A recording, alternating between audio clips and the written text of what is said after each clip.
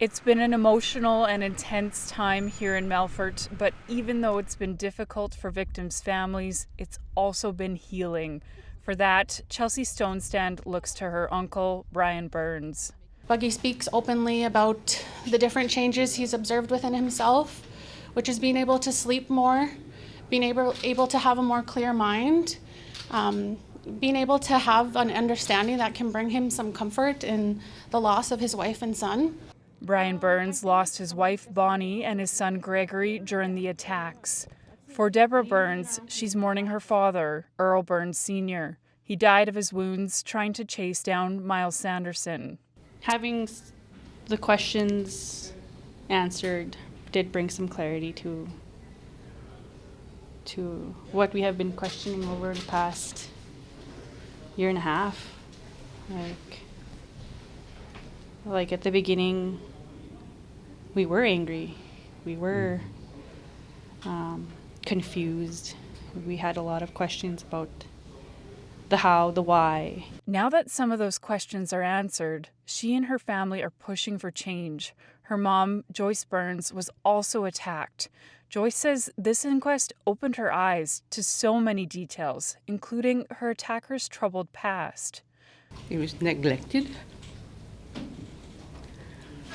He was abused. He didn't know how to change his life. He didn't know how to change it. He didn't know who to turn to. He had nobody. As she considers Miles Sanderson's past, she looks to her grandchildren's future. And I told my husband I didn't want to go with him. I didn't want to die. I'm not done here yet. I'm with my kids and my grandkids. And the reason why I'm here is because I want changes made in our community and the law. It's up to the inquest jury to make recommendations for people and organizations about how to prevent similar deaths. The coroner says this is an opportunity to create something positive out of an unthinkable tragedy. Victims' family members say a lot needs to change. In corrections, better communication and support after custody. In community, more cultural teachings, programs for addictions and mental health. And in homes, breaking cycles of intergenerational trauma. Chelsea Stonestand says it's clear the many complicated issues brought forward by this inquest can't be solved by just one agency. This inquest is about finding facts. It's not about finding fault.